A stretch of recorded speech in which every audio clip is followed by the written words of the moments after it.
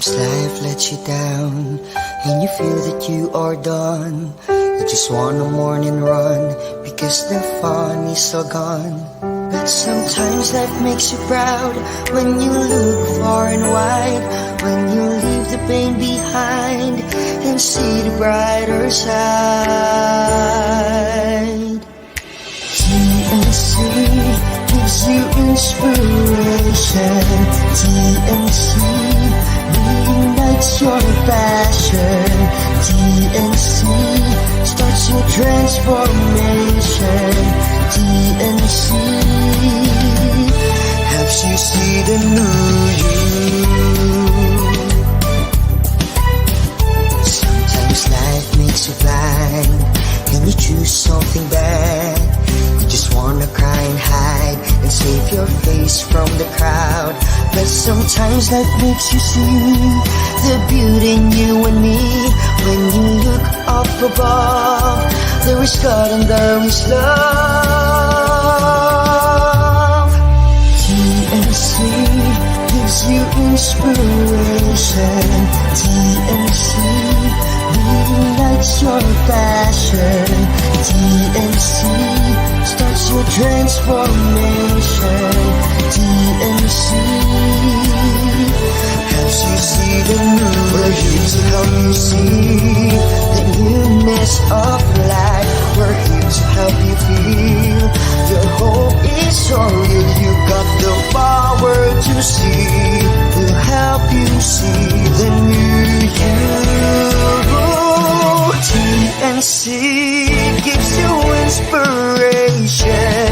TNC reignites your passion. TNC starts your transformation. TNC helps you see the new you.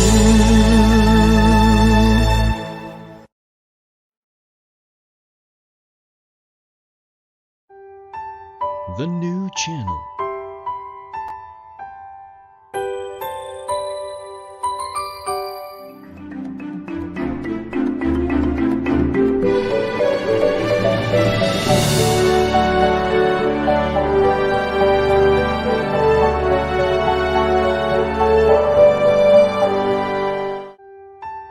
The new channel.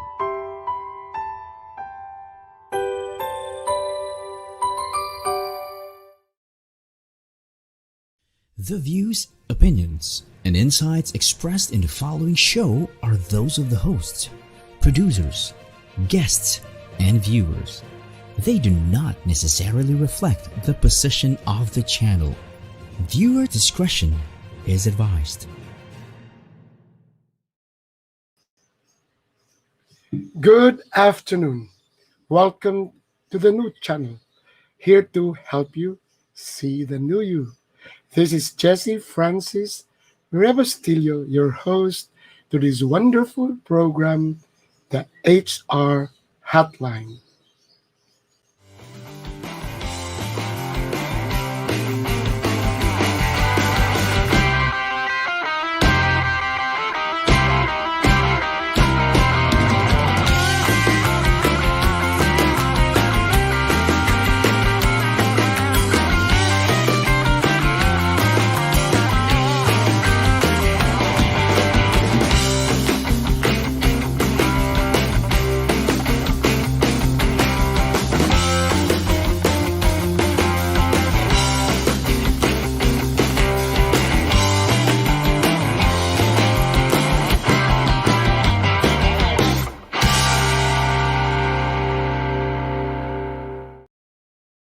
Good afternoon. It's wonderful. This early, we are already many in the room. I invited my friends who are seasoned HR to share with us topics that are really very relevant to the times. So, can I hear some hello or some just greetings from my friends who are here? It's a wonderful day. I was out early in the morning. I walked my dogs. I went up to clean the upper deck with my birds. You can hear their chirping. And I was with my plants for around an hour. So it's a wonderful day. Those are the days wherein I don't have an engagement. So I really love those days that my life, I'm putting my, what you call this, integrated, not balanced, but my life is integrated with what I do. Come tomorrow and next week, I will be busy with webinars and my calendar is full. Thanks the Lord. Thanks to my prayers to Our Lady, my second career is flourishing. So let us start. This is actually a topic that we started, a conversation we started uh, last Tuesday. I was invited in Davao to give a talk to their general membership meeting, and the topic was emerging HR trends. So to confirm and affirm what I prepared, I also had it as a topic here in HR Hotline. And hello and behold, I learned a lot from our seasoned guests. So what did we actually? So we followed the the process, the dimension, the areas, the fields of talent management, or sometimes we call it the strategic human resource management. So we started with manpower planning and acquisition. And if you still have some thoughts and insights, you may please send us your thoughts. We are many already here. Mark Joseph is here. Pearly, you are here. Yes, and a lot more. We are even more than enough for the guests. So we started with manpower planning. And what did I get from Jerry, who were there, from Rina Rivero, and from many who gave their thoughts and insights. Janeline from Batangas, and also Rick Bayo from Baguio. One of which is that sometimes we miss manpower planning. And I told them there is a difference between very slim and slight, but as HR practitioners and professionals, we must be able to distinguish it so that you will know if what we're doing is actually what is really required from us.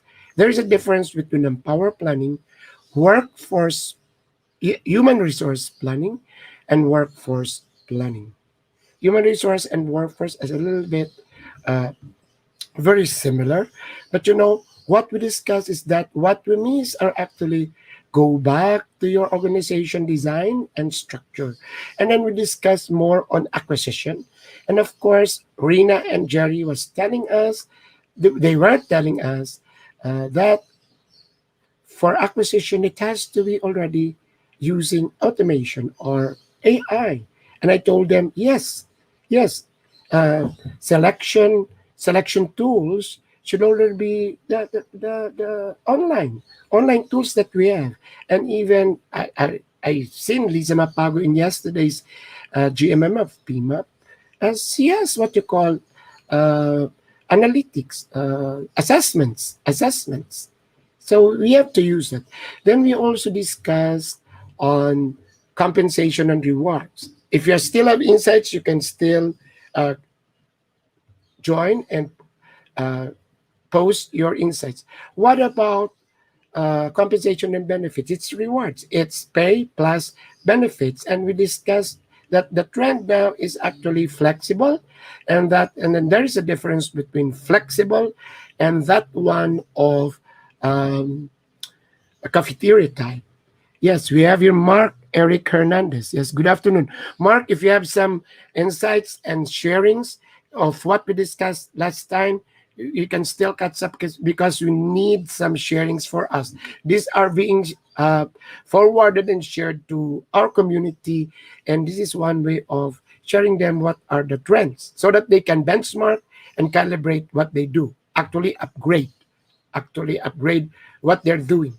So going back to compensation and benefits, and we discuss about the three P's. You pay for possession, which is actually your pay plan. Then you pay for your performance. It's actually aligned to your performance management. And then we pointed out that there is a need to also pay for improvements in the competencies, pay for the person, which is actually aligned to your succession plan. So that is. Then we also went into learning and development, and of course, what are the trends now? This one, there's a difference between virtual and online, and there's a difference between, of course, hybrid and blended. Um, and uh, that one of the role of the learning and development in charge in your uh, organizations, which is actually um, those people in learning and development must focus more on the career path, career dev uh, of the people in the organization, and shy away from actual training. And then, of course, they must have, as what Jerry um, shared, a program, and I know it a lot, big and small, and up to now, members of PMAP, they call me up, and I thank them for calling me up. But I found out that there are no, what do you call this, honest to goodness training program that should be run for around 3 5 years. So a lot of things are done. Of course, there are some TNA, but a lot of things are done. Then we also discussed that one of evaluation, wherein what you evaluate now is not the food. It's not the, how dare you evaluate my expertise. That's a joke. How dare you evaluate Jerry's expertises? But it's Kirkpatrick. You have to evaluate your learning, your reaction, your learning, and your change in behavior. And then, if you're interested, you have to call me about that. So Ray Tadeo is here. I thank you, Ray. Ray Tadeo is with ECOP, and I am so blessed, and I would like to thank him that he's giving me all pinaglalaroan ko. All the things that I know, I share it. How will I why will I hoard it? And this is the time that you should share the little knowledge that you have. Okay, so we continue. This time we continue. I would like also again to venture into performance and later on to OD. So for all those who are here, Mark, Ray, Pearly, and uh, guests of mine in the room, what are your insights? What are your thoughts, or what can you share on the emerging trends or the new trends in organizational development? This is one thing that is actually important now that we are actually pivoting. ICOP has just finished its National Conference for Employers, and PMAP at the end of the month will have its national conference too. And the subject actually is this culture. And that was actually a question by Mia Caparas in Davao yesterday. What is our take, or how we shall look into OT at this time? So can we have your thoughts on this? So I will start. I told Mia yesterday that it is not theoretical, but this is the time that you really have to look into your OD process. We are still now going to diagnose what is happening. The shift in the mindset, the shift in the paradigms, and I don't know what approach you will do. Will it be coming from the bottom going up, or coming from the leadership going down? So what I told him is very simple. Try to get the norms. Try to get the norms. So try to list it down, because you are actually in an ongoing organization. So of course we usually do the surveys, but sometimes at this time the surveys are not really that what do you call this? You need to confirm and affirm what they really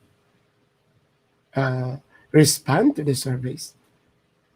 So I think what you need are actually results from your mentoring. That is, if you have a good mentoring program or your coaching program, then, or you can have what you call this FGD and interviews so that you can have a list of, pardon my, my pets are actually also agitated down there. Yes, so you still have to list down what is happening and try to diagnose the shift from the practices. I got this from Jerry.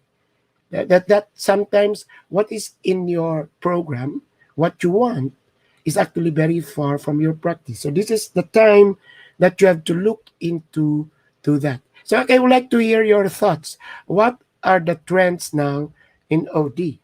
So then after that, I told Mia, then you can do your interventions. You can do your intervention. But there should be, the trend is actually trying to document it. You must have data so that it has to be data driven OD. And the first thing that I think that the trend now, because I am actually involved in a PMAP initiative actually on the awards. And that is what I learned from those who are vying for the awards. They're actually doing this. That they're trying to get the pulse and many ways to get the pulse so that they can come up with the culture. Oh, we always tell them family. We are a family. And then we talk about malasakit. But how? How are we going to do that? Mark is sharing something direct. Can we spot on Mark Hernandez? Mark, I'm going to endorse you as a PMAP Manager of the Year next year. Look for the needs of the organization during this time. Yun, Mark, tama ka po. Check the challenges on how the organization is expanding via the goals. Naunahan mo lang ako, Mark. Mark, you're wonderful. Alam mo yung sasabihin ko yung from point A to point B. But the point B, as Jerry told us, is still ambiguous. But at least we must have what you call purposive. May purpose tayo. If the goal is not clear, may purpose tayo. And that is what you call purposive leadership or purposive OD. Right. Right. I am also in an initiative of Dean Rose Fuentes. I'm also part of a team that looks into OD now. So yun. I think the best thing you have to do is try to get the pulse. A listing, a surveys, I am not so keen on that. Maybe if you have a good coaching or mentoring program, you try to get from the mentors and the mentees what are the needs.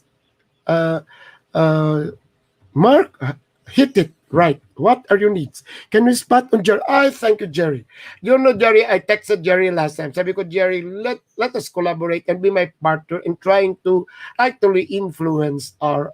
This is one way that Jerry and I can influence. Thank you, Jerry, my dear friend. The OD trend is using more of what is called dialogic OD, meaning focus on facilitating highly participative conversation. Yun nga sinasabi ko, Jerry. Kasi you have to get the pulse from dialogic, yes nga, OD. Structured methodologies include open space, World Cafe, Future Search, etc. But you can also invent your own structures. This focus supports the idea that we need to get the collective intelligence and energy of everyone so that we can co-create new solutions to new problems brought by a disruptive environment. Yun. Ang binigay ni Mr. Jerry Plana, Past President Plana, libro na. Can I repeat? OD meaning focus on facilitating highly participative conversations. Structured methodologies include open space, but you must really know how to do it. Si Mr. Sengen noon, at marami, tinuturo yan. You can ask Jerry and I on how you're going to do it on open space. Or you can Google it, but you must be, what you call this, yung seamless when you do it. Then can we go back? Can you go spot on Jerry? Because I'm trying to share that direct. And then of course World Cafe. That is easy, but you know the facilitator must be really very good. But you can invent your own structure. This focus supports on the idea that we need to get the collective intelligence. That is the point, and energy of everyone, so that we can co-create new solutions. Di ba? From point A to point B. Just like now, we are using new platforms, using new virtual. And everybody talaga, sa madaling sabi, ang papangit na ng mga ugali. Ayaw mag-open ng screen. Hindi daw sila camera ready. At kung magsugot-sugot, mga pabalang. Di ba? Nung face-to-face, ang cute kaya sumagot-sagot yan. Pero ngayon, napakapabalang. Yung para bang ang sakit-sakit sa tenga. Pardon, I am doing this live and it is recorded. I am telling the truth. You get it? These are the brutal facts. Now, if you're the HR, if you're the leader, what will you do with that? What will you do with that? And then they will tell you it's mental health. So create new solutions to new problems, diba? I like that, Cherry. So it's high time that we are busy with the vaccination program, busy with what we are going to do with our new job descriptions, but also look into the culture, because at this very moment, ongoing, the culture is being institutionalized. I don't want to use the word concretized. So yun nga, Jerry, ang sabi ko, we go back to the elementary and basic OD. Mag-ano ka talaga, magna-diagnose ka, but na-diagnose, ito sinabi na ni Jerry kung paano. Diba? Titingnan mo ulit eh. At ito mahirap nito kasi you put on labels, at mahirap kung anong din labels, and usually the labels general.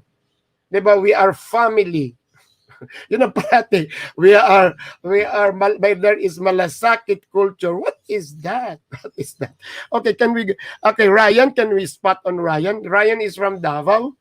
Ryan, I remember what you said, Pipi Jesse. Hindi na family culture care ang dapat ipairal, especially during the line of pandemic. Yes. Oo nga.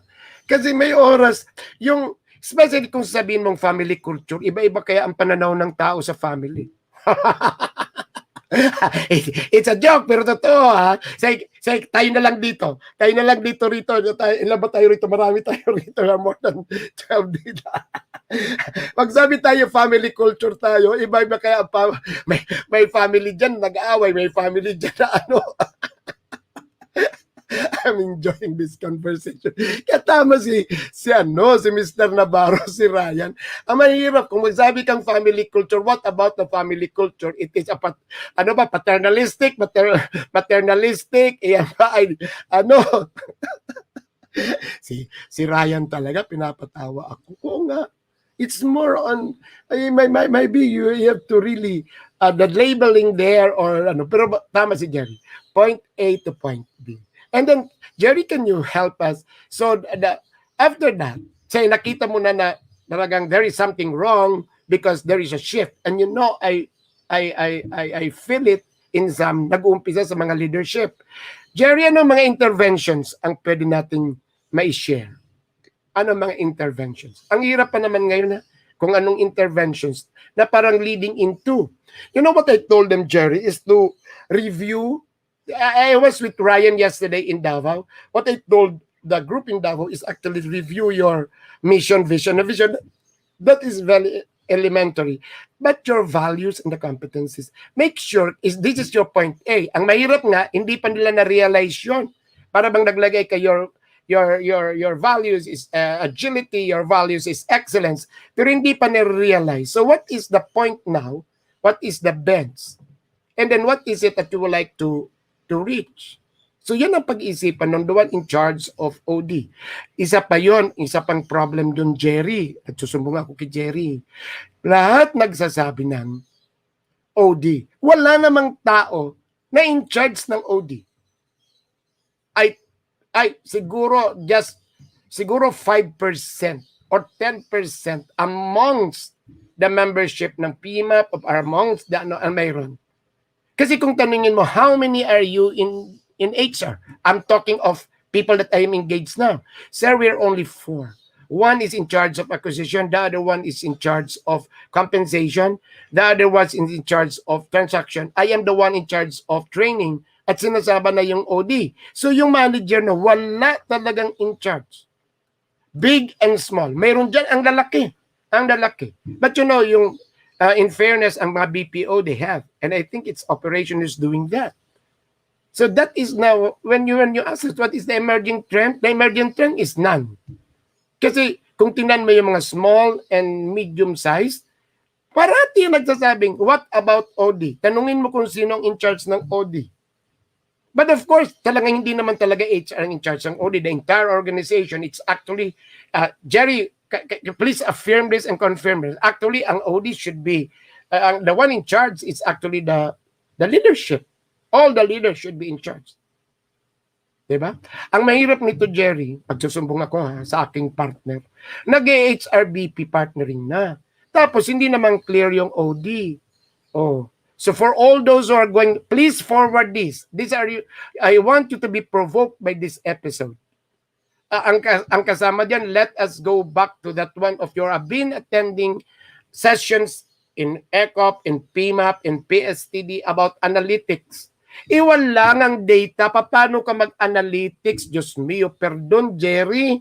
Tulungan natin, Jerry. One of this is, invite kita sa screen, and then we talk about this. The honest to goodness. Ayun na, daan na po ako. I am 64, I'm retired, but you know, I still am very much engaged in HR. Ang problema doon sa mga data-driven, dapat data-driven. And I was like that as early as 2000. I was already data-driven. I don't have any decision that's not supported by data. Pero ngayon, kasi ang dami nagtuturo ng mga analytics at paano mga tools na gagamitin, wala ngang data. Jemai, nandiyan ka na. Can we spot on Cecil? Cecil, nag-rant ako. Active collaboration with sensing data gathering from the population through the different disciplines in the organization may be done. If no organization climate surveys are done, if needs are defined correctly and accurately, this serves as a strong basis for interventions. Interventions need to be perfect, given the changing environment and uncertain times. For as long as HR has a strong alignment with corporate vision, vision, mission, and objectives, and business leaders, interventions may be done accordingly. So actually, you spot on talaga, Cecil. Cecil, na-miss kita for two episodes. Yes, pero alam mo, Cecil, ang mahirap nito, dapat in place din yung kanyang coaching, in place yung kanyang monitoring, at in place yung kanyang data gathering so that ma-identify niya talaga.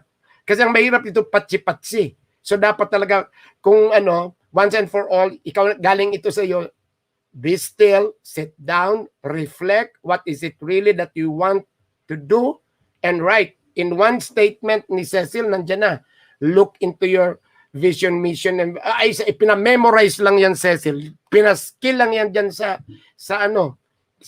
wall. It's not that.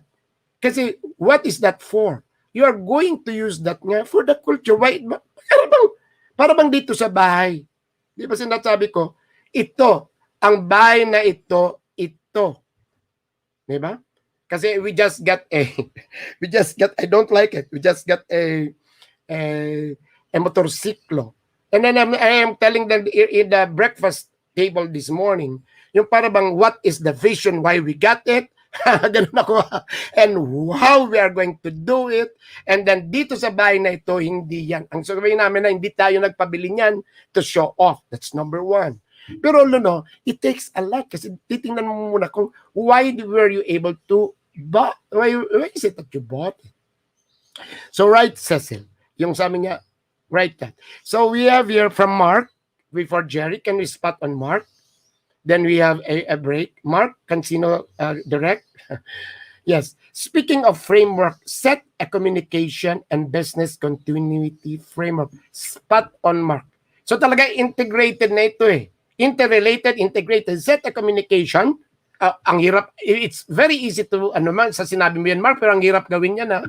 Then, a business continuity framework. Ang mahirap nga na, Mark, Nagsabi na walang ka-idea in what is the communication framework. Bulletin board lang or siguro text lang. And then this could be used whether if you are in a pandemic or not. So yun talaga, sit down and really come up with yung siguro roadmap, and then for each of the milestones come up with a framework. Kasi you need communication. You need to get feedback. Right, si Mark, nakikita ko yun eh. Paano ka ng OD if you don't have feedback? Tama si Mark. So dapat may communication framework ka. Yun yung law, ano ba yun? Vertical, horizontal, pero dapat tingnan mo from within kung paano. And how is that processed? Tama ba ako, Mark? Diba? Yung meron ka nang information, how is that processed? And what are the secondary information? Diba? Yung mga chismis, what are the formal, what are the informal? And somebody should look into that. Ang alam ko niyan, I used to have a student before na sa Chevron, yun lang ang trabaho niya. Yun lang ang trabaho niya. Yung internal communication and trying to gather from that what is the sense, the essence. Can we spot on Jerry before we have the break, direct?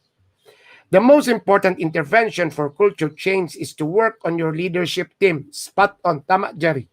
Their mindset should be changed. Ay, naku, Jerry, tatlo sa mga tinutulungan ko ngayon, ang hirap, ang tigas ng ulo ng mga executive. I am shocked to find out that some managers were thinking of putting surveillance equipment to monitor the activities of their people who work from home. Jerry, para yung utak natin, that statement, yun na nga, I am also shocked. Gusto magpalagay ng monitor, madali lang daw dyan kasi ilalagay lang daw sa sa computer. How is that? My God, tapos ang kanilang values is about family, it's about trust. These managers have to do a lot of changing mindsets and new skills as well. Leadership development should be taken more seriously and should be continuing if they are to play major roles in transforming organization. Hindi na tapos na Jerry. Pero yun, tama na yun. So I think ang una munang tatrabawin is a leadership program. Hindi nga development. It's more of something trying to look into the collective, di ba? Call it siguro upgrading, hindi naman siguro reskilling, pero it's something of a session wherein they come up. Maybe it's a workshop, hindi dapat plain webinar. Kasi siyempre, na yan mataas ng position and they don't want to be told. So it has to be something that is interactive and it has to be parang reverse classroom. You ask them to bring in their thoughts. Tama ba ako, Jerry? Dakdak lang ako ng dakdak dito. Namimiss ko si Femery at si Rina. Na importante ganun talaga yung leaders mo. Kasi nakita ko rin, Jerry, yung statement third paragraph, that's true. Parang it's part of their values that they must trust, empower their people. Pero at this time that they have some problem with the engagement in the asynchronous, they would like to monitor. Ito na nga yung parating sinasabi ko, it's a joke, masasabi yan ni Ryan. The problem is engagement. How can you be engaged? You don't even want to open your screen. Sigurado yung mga managers na yan, yun yan. Ito joke ito before the break. May oras nagme-messenger ako sa mami ko. Tapos ang mami ko sanay na sanay sa telepono. Sabi ko, mami, i-open mo yung camera para makita kita. Cecil, makinig ka. Alam mo, nakikita ko sa mami ko, tahinga. Hindi niya marunong. Yan na yun. Tapos tanong ng tanong sa akin, nasaan ka? Ano kinakain mo? Sino kasama mo? Huwag ka dyan magpapunta ng mga taong may mapagiba. Paano nag-uusap kami? Ang nakikita ko, tahinga. Similarly, ganun din yung sinabi ni Jerry. Yung mga managers na would like to monitor their subordinates, usually these are the managers na ayaw nga magpakita sa screen. So, these are actually the paradoxes. You want to have analytics? Walang data. Okay, so nice. Jerry, don't leave kasi after this we'll have to move to another. From OD, we go a little of performance management, then we go to that of succession planning. Kasi yan ang marami. Pero daanan natin yung HRBP. Kasi that is now the trend. And I would like to hear your thoughts on the HR business processing. Okay? Si Cecil, Cecil, I will read this. I will read this after the break. Ha? Promise, promise. Kasi magagalit si Direct Monica. Direct Monica, can we have the break? Yes.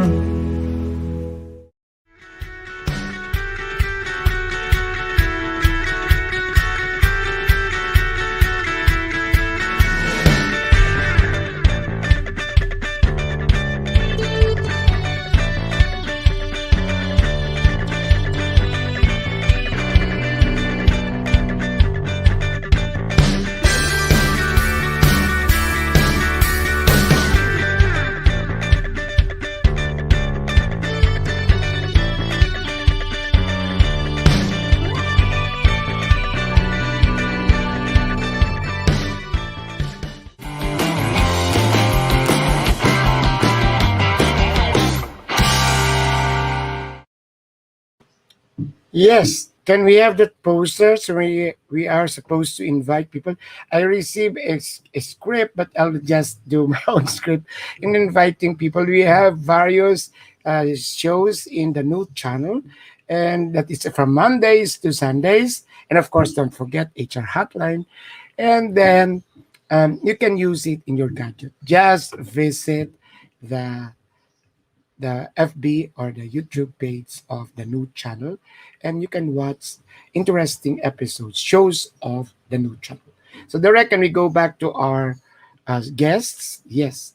Yes. Can we spot on Cecil Munoz? Kasi Cecil here, yes. Senior leaders must first believe on organization development. True. True. And that is actually the job of HR. How they are going to convince. Of course, I'm very sure the topmost will believe in that, but the other leaders, the other managers. So they need not just focus on the business aspects, but people aspect as well. And it is felt now that we are on these modes.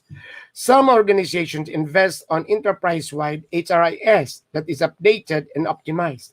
This is a good source of information data where HR can generate information as baseline reference. There is actually my day, there are a lot of systems wherein, Cecil, there are a lot of systems, but a little bit expensive, wherein employees can really come up with their suggestions, their conversations, and from that, somebody monitors it and then try to analyze what are the pulse of what is happening. Just somebody asking, say, for, can you help me with what I am doing? The HR person or the manager must be sensitive enough that there is something wrong with coaching. So there should be a trainer's training on what you call this the red flags or the operative words that is actually needed just in mere conversation. I am very sure Cecil, Jerry, and San kaya Zefel, we are keen on this and we can share it with you. Para bang sa usapan lang, malalaman mo na. Kung sa bahay, nag-uusap lang yung asawa mo, malalaman mo na kung meron siyang kinagigiliwan na iba. Joke, joke. Yes. So you have to just get it, diba? So conversations that you have in the chat, makukuha mo na if there is. And then somebody should really monitor that. And I think that's not even HR. That's actually everybody. Everybody business. The one in the supervisors, the direct makikita na niya. 'Di ba? Yung rant lang sa Facebook, 'di ba? Lahat na diyan sa finance, sa accounting, intrigahin ko kayo. Ang dami akong nakikitang mga rant sa Facebook ng mga those in charge of accounting nowadays. Ang mga sinasabi, ang hirap gawin. Ano ba ito? Nandito naman ako, wala nang tao, gusto ko nang umuwi. Mga ganong I just read. It's true, It's true. And these are actually from good organizations. Dapat very sensitive. Isa yun ang sabi ni Jerry, huwag mong pagalitan, huwag mong i-accost. That can be a source of information that there is something needed. Yun ang sinasabi ni Mark Hernandez kanina. Try to look into their needs.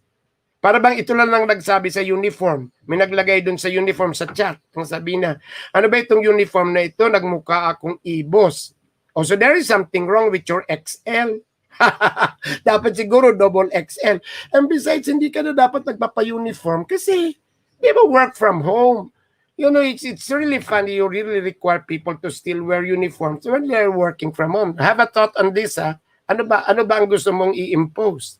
Kaya sometimes, ang mga tao nagsabing, you have to be logical. You know what the pandemic taught us? It has to be logical. So let's move to, that is OD. So let's move on.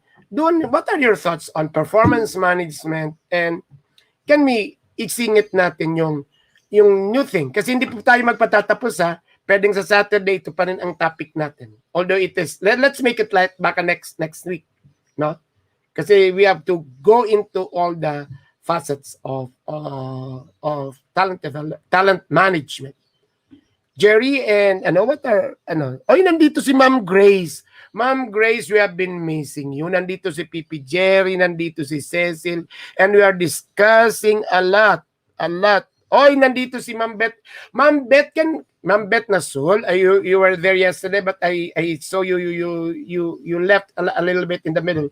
Ma'am Beth, we already discussed. Can Ma'am Grace and Ma'am Beth share your insights? Kasi we already discussed acquisition and power planning, rewards, and just free-flowing conversation.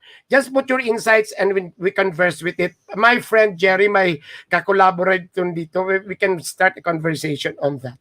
But ang conversation natin is more on na ngayon. Kakatapos lang namin ng OD, and I know si Beth Nasol is by the way, Beth, congratulations, you won. EDC won in Kapatiran yesterday. Can you post what is that category wherein you won? Congratulations, Beth Nason. Yun ang hirap nun, alam ko.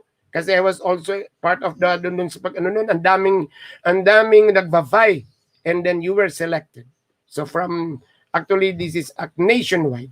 And Beth, can we request you to post what was what is it that you won, the category that you won? Okay. So let us yun, linagay ni Ma'am Beth. Ano yun? Industrial peace and harmony. Congratulations. Ma'am Beth, you have to you have with Jerry siguro parang you'll be comfortable. And then another one, let's discuss yung industrial peace and harmony. She shared that with us, and then Jerry and I can look into the human side on the process. Kasi hindi naman kami mga attorney, ha? Okay. So, what are your thoughts on performance management, and what are really your thoughts on this HRBP? Kasi alam mo, let me start. Alam mo, iba yung trabaho ng HRBP as a person. That is what I gathered. And that concept of HR business partnering. Yon. Oh, may insight si Miss Ma'am Pearly. Ma'am Pearly, kumusta yung mga gwapo mong anak? Data analytics is a very powerful discipline given the right people to do it and a strong support and genuine understanding from management. Can we spot on Miss Pearly direct? It is most useful across all levels of the organization. Diba? Okay. Tapos, hindi siya na. Yes, data analytics is really needed talaga early. But the problem nga with data analytics, sometimes people are very much focused on that. Wala pa namang data. So dapat siguro doon muna sa data collection and data, what is that? Alam na ito ni Ma'am Grace sa ate. Kasi may nabasa ko yun. Yung problema yung pag-collect at collate. Pag-collect at collate muna. Yung talabang ayusin muna yung frame nung yung kasi dapat ang daming data hindi naman nagagamit. Hindi man na nagagamit. So yeah, pero Pearly, you're correct. In all aspects of the talent management, dapat talaga data driven. Even OD has to be data driven kasi dapat hindi ka lang yung yung gusto mo. Okay, Jerry and Ma'am Grace and Ma'am Beth, what are your thoughts? Galing na tayo sa OD, but if you still have about performance management, and then kung meron kang thoughts din on, parang sabay na, yung HR business partnering. Kasi yan ang trend ngayon eh. A lot of organizations would like to have that. Tapos, the problem, yes, can you spot on Jerry? Yan si Jerry. Direct Monica, can you spot on Jerry? Jerry Plana. The problem with performance management is systemic. The current practice of having ratings directly attached to pay is creating a lot of problems, like setting just safe goals and not having open conversation of what needs to be improved because it could affect their paycheck. There is too much focus on reward differentiation rather than the performance improvement. Yung nalabas kasi, you're spot on si Jerry, right? Kasi lumabas yung pay for performance, yun doon na which is actually part of the rewards. Hindi nalaman na HR is actually the owner of productivity. Hindi nalaman na performance management is actually to improve what you're doing within a time frame that it has to contribute to the progress, to the vision, to the mission, to the objectives of the organization. Yan talaga na Miss Jerry. So siguro, for all those who's going to hear and view this, let us try to have a paradigm shift on performance management. Yung parang, ayun na Jerry, sinabi ko ito kahapon sa Davao. Sabi ko, yes, siguro kinat and paste mo yung kay Perfecto Season book on evaluation, performance evaluation, which should not be done, and because it's based on attendance, based on your infractions. Sabi ko, it can be just as simple what is they're doing in the BPOs, in Century is doing that, which is the continuing, wala nang regular, periodic. The point is, it's a continuing, parang kaizen, continuing discussion. Interactive dapat na, turuan din na interactive. Na hindi lang ikaw nang galit na nang galit. Dapat yung kukunin mo rin yung sa DDI na interactive. Tapos, nag-uusap kayo kung how to improve. There is another post from Beth Nasser. Can we spot on that? HR partners play an important role in our organization today. It is our conduit to our leaders who shape the future of the company.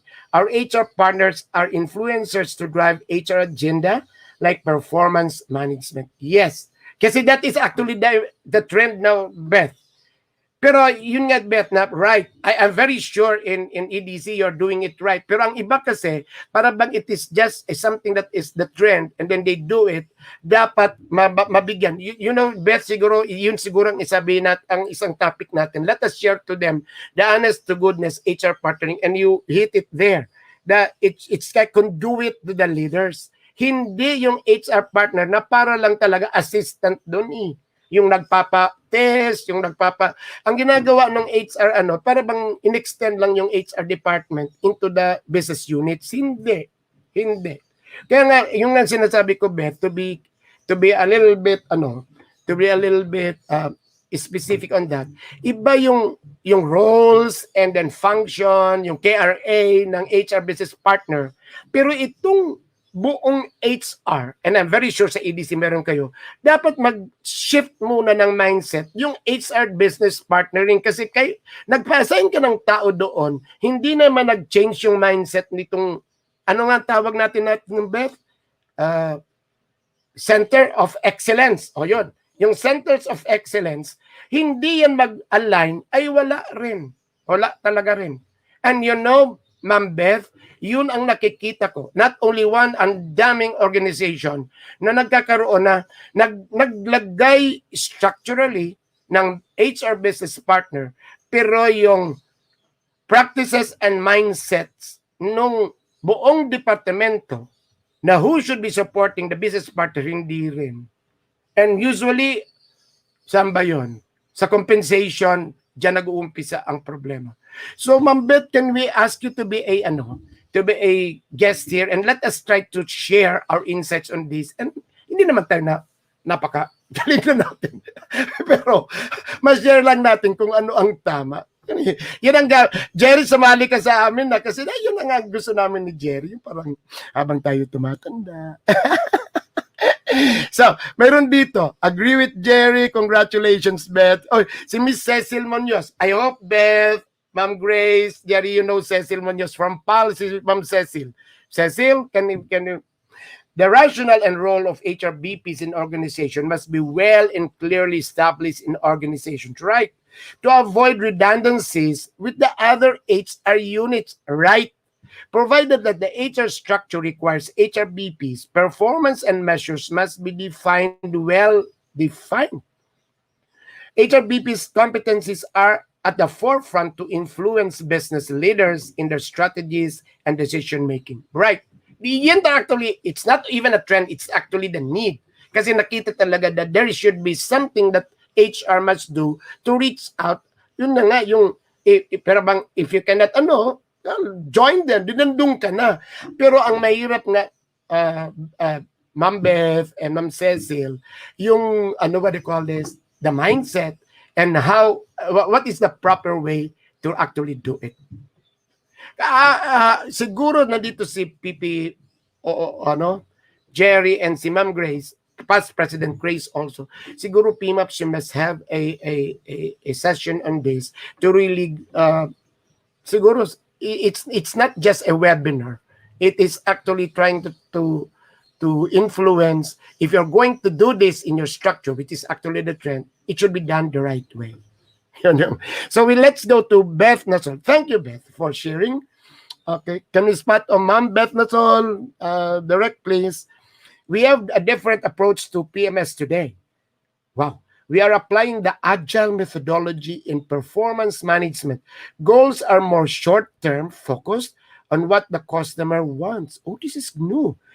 Check-ins or the conversation happens more regular basis. Huddles are required now, asking the questions, what was done yesterday? What is done today? And how can we help in person? Okay, tamin nyo. Iba talaga si Ma'am Beth Nasol kasi talaga, yan epitome yan ng OD. OD ka, actually ito na ginawa niya sa PMS. What was done yesterday? What is done today? What will yung tomorrow? Pero, Ma'am Beth, this is wonderful. Talaga you deserve the prize. But it needs a lot of trainers training. Kasi ang dali-dali nito sabihin, ang hirap nito is-set. So i-share natin ito lahat for those who's going to read it. It's a very nice suggestion and what is being done, a practice that is being done by EDC. EDC is Energy Development Corporation, pero wag naman nagagayahin, i-cut and paste. Wag po. Talaga ako parang lolo. Call on Beth or ask on Jerry and all of us here if you really would like to do it, and then ask muna. Kasi, Ma'am Beth, yun ang mahirap na nakikita ko. We're talking about these trends. May nakitang idea, gagawin, hindi naman yung talagang tama. Hindi naman.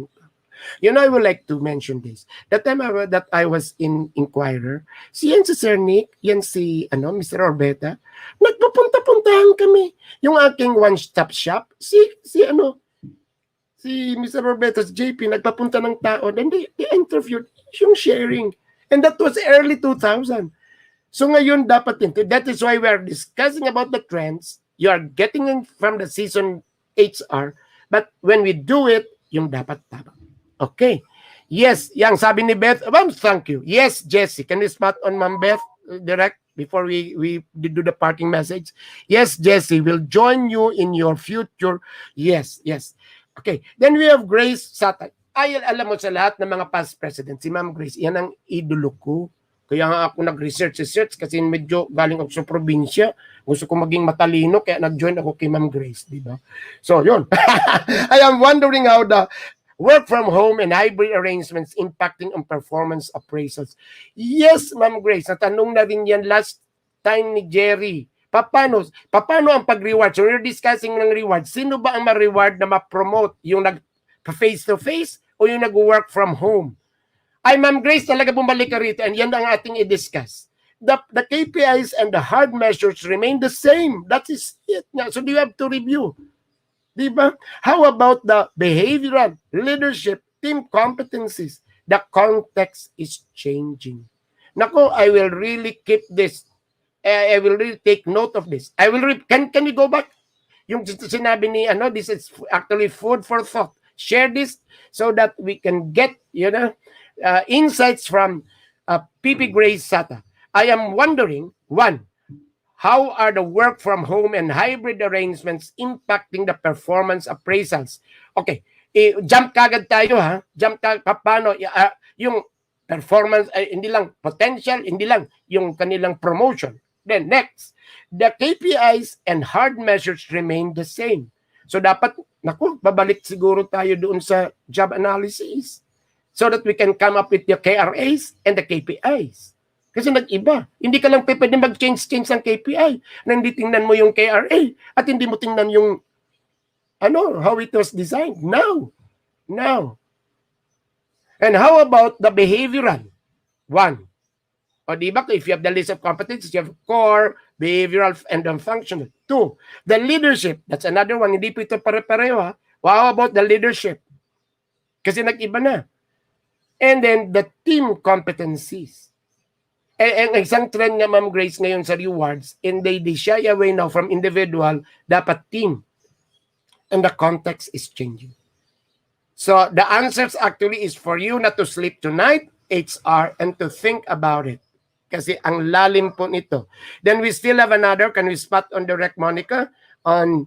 Thanks, Beth, for sharing about the agile mindset. Yung nga eh. Oo nga. Ako nga, sabi ko, di ba, Ma'am Grace, sabi ko, wow. Oo nga. Kasi we have been used to the traditional, that's periodic. Di ba, nasabi ko yan, periodic performance, pero ngayon hindi na eh. Dapat it has to be yung continuous, hindi nga, you go beyond yung kaizen. Kasi actually, it's the practice. Ang ganda nung sinabi ni Jerry kanina, you can do your own. The trend is you do it on your own. Para bang, you have to be inventive, you have to be innovative, you have to be creative. Can any one of this season, mga idols ko ito, saan pa nag-uumpisa, Jerry? Create, invent, innovate? Diba? Parang, diba? I know it, pero let us share it to them. Diba? You have to be creative, you have to be innovative, you have to be inventive. Diba? In doing this, kasi we are now actually pivoting. Yung tanong ni Ma'am Grace Sata, PP Grace Sata, importante yun. Kasi we're changing. So, hindi na pwedeng, babalik doon. Hindi. Then we can have, again, Ma'am Grace Sata, I am running a survey on leading and managing remote teams. Natin dito, Ma'am Grace, yung link so that they, ang community nito is around mga 300 to 400, umaabot sometimes, depends mga 5, 6. Pero hindi bumababa sa 300 ang community nito after 1 week. Tapos after 2 weeks, umaabot yan mga 400, 500. So they really forward. So can you please the link? And I think people are feeling some pain now. The longer this goes, di ba? Yes. So yun nga. So leading and managing remote. Alam mo, Ma'am Grace, I would like to, kasi ako chismoso po at umiikot-ikot. Alam mo what is feeling the pain? Dito sa Manila, yung mga nearby, and then mga key cities. Kasi they were not prepared that they will be they will be forced to work from home. They were not prepared. Ang una muna yan yung it's not even the connectivity. Hindi na prepare nung yung leadership development. I don't know kung ano ang hindi na, para bang they kaya nagkakaroon ng mental health issues. Para bang they feel so low and feel so down. The term, I think, Ma'am Grace, is helpless. Para bang wala silang stapler, wala silang papel. Para bang ganon. Yung para bang siyempre man if you work from home, and then you need, and then ang pinaka nakita kong mga problem, this is from my webinars and then from the discussion, Ma'am Grace, yung yung nami-miss nila yung assistant. So not only even the managers and supervisors or even the rank and file, yung para bang nami-miss mo na kung kailangan mo ng ka-conversation, ng additional input, nandyan ngayon you are working alone. So nga, alam mo ang sagot ko niyan, Ma'am Grace, may sagot kagad ako niyan. Yung completed staff work, nakalimutan. Nakalimutan po, Ma'am Grace Sata. Yung completed staff work. Na yung tao, hindi niya, if you're now working alone, completed staff work. So hanggang doon sa siguro pag-print, if it's needed printing. So from crystallization of ideas, conceptualization, down to doing it, down to make the reporting, and then reporting it to your boss that it is already done, yun po ang dapat ituro. Yun. So nasaan po tayo? Yes. Thanks, Beth, for sharing about, then I am running, then news item of PDI. Can we spot on that one? Kasi hindi ko mababasa. Ang liit-liit. News item of PDI is that, I'm looking for that. Direct Monica, yes, that one of news item. News item of PDI yesterday, 26% of employees thinking of resigning. Yes, nabasa ko rin yun po. Nabasa ko rin. Kasi they're not used to, yung parang they felt, using the right English term, helpless. Diba? Okay. Can we spot on the next? Kasi nag-overtime na daw tayo. Jerry, yes, I agree. Agile is the way to go, Beth. But does Agile PMS still have ratings directly correlated to financial incentives? Have they dropped the ratings altogether? Just like what some organizations are doing. Kaya nga team, ang naririnig ko nito, Pipi Jerry, it's about team na Kasi parang hindi na rating individually, it's a continuous improvement and how they do it. And then, para bang, yun nga, to jump on the term, for lack of any term, para yung balance scorecard, it's on the team. It's on the team It's going back to your, what is the objective, and if you achieve it, and then ganun ang nakikita kong trend. Parang nawawala yung individual na rating. Tapos ang naiiwan dun sa individual rating is the pay for person, which are the competencies. Yun, nagpa-profiling pa rin. Pero let's sit down. I'm sorry, nagtatalitalinuan ako. Siguro, can we have Pipi Jerry, Pipi Grace, Pipi Beth, and to let's have you in the screen, and then we'll discuss it so that we can share this to our community. Then we have, yes. So thank you. Sabi ni Ma'am Monica, nakapag-gap to na. So diretso na tayo. So thank you very much. Thank you very much for my season. I'm so happy that my idol, past President Grace Sata, is a guest of ours. You know, way back in 1992, when I joined PMAP, I joined Ma'am Grace, committee. Kasama ko niyan sina nandiyan pa yung iba. Yes. Because I know, sabi ko, I would like to improve di ba? Coming from the province, di ba? And doing little HR to a construction firm. And I learned a lot from Ma'am Grace. Ma'am Beth is a friend of mine kasi long ago, nung kukunti lang kami, we were actually together in ODPN. Yung talagang naghahanap pa ng tao. ODPN is a big organization now.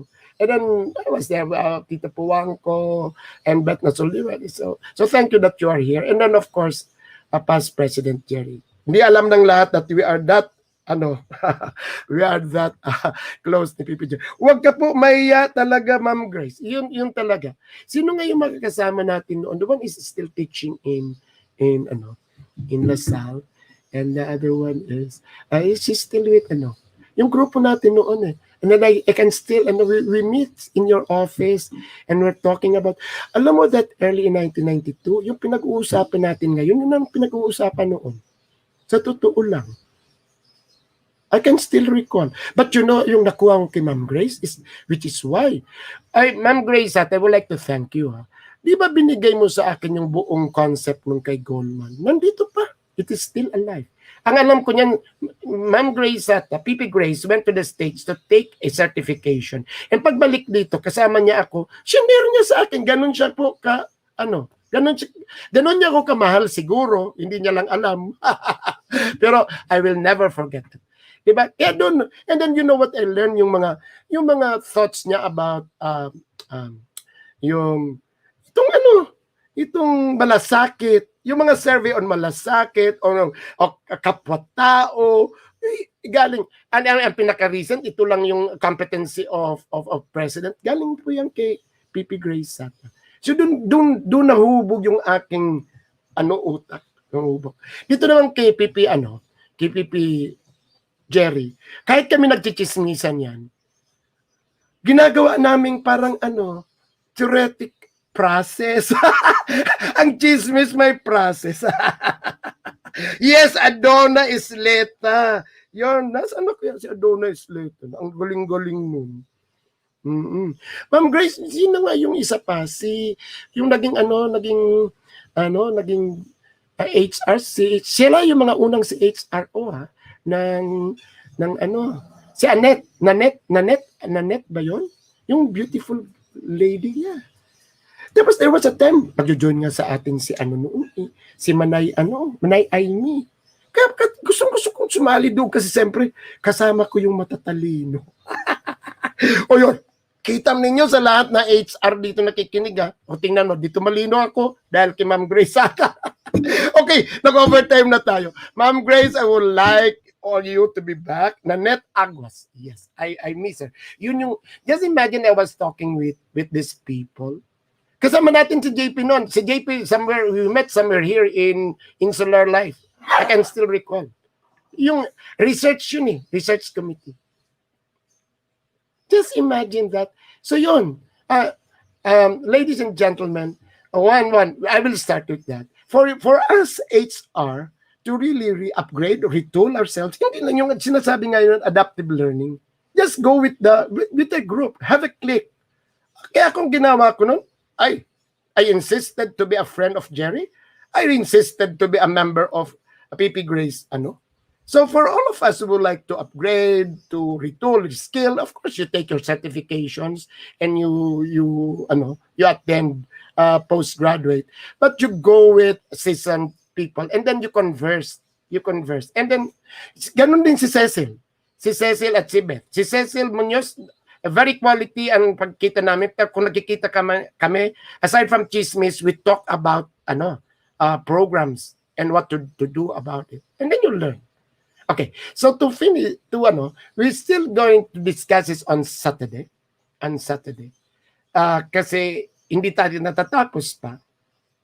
And then pwede tayong bumalik doon from acquisition down as it comes. It's a conversation. But this is actually essential. It's important. You know why? Emerging trends. We're not even talking about what is the future of HR. What is the future of L&D? We are talking of trends. The point here, Ma'am Grace, PP Jerry, and Beth is people can be left behind. And which is true. in the little pulse or survey that I do, a lot, the Gokongwei group, the Ayala group, they're actually world class already. Of course, they need a little of some improvement, but there are a lot who are still lagging behind. And this is why I think HR Hotline and us should actually share what are those that, and then yung ano talaga, very practical, how you can catch up. How you can catch up. How you can catch up so that our HR practices will not 1970s, 1980s. Ang dami pa po dyan, PP Grace. They're so keen on labor relations. Ang sabi ko sa kanila, naku, i-revise na nga yung labor code. Hindi pa nyo na-perfect yan. And there is already a Bible.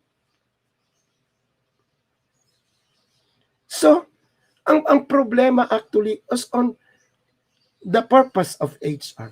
Ay, by the way Ma'am Grace and Pipig, magsusumbong ako sa inyo. Ang dami pong HR, wala ngang HR mission, vision. Yung department, wala sila. Wala sila. Sabi, may nagsabi sa akin, kailangan ba yan, Sir Jess? Sabi ko, kailangan para alam ng direction ninyo. Sabi ko, and do not cut and paste it from the Google. You really have to sit down and then think about what is the department's mission. Kasi it is different from one organization to another. So yun po. So this is what we do, and I am inviting my esteemed guests. I'm sorry, sometimes we will invite you to be on the screen, but it is nice that we have this conversation. It's a live stream and conversation in the chat. And I like it kasi people who are reading can read the, and this is our parang sharing to the community. Yes, ladies and gentlemen, as I mentioned, we have to be updated with the trends, with the practices that is actually being done now in HR. Of course, we must really also be, sensitive and really, assess. Because one practice might be good in one organization, and it may not be best for your organization. So you have to assess if it is something that you have to apply, adapt, and implement. But at least you know that these are the trends. So thank you very much, all my friends and idols. We will continue this conversation on the emerging trends in HR. Salamat po. Sorry, nag-overtime. This is Jesse Rebustillo.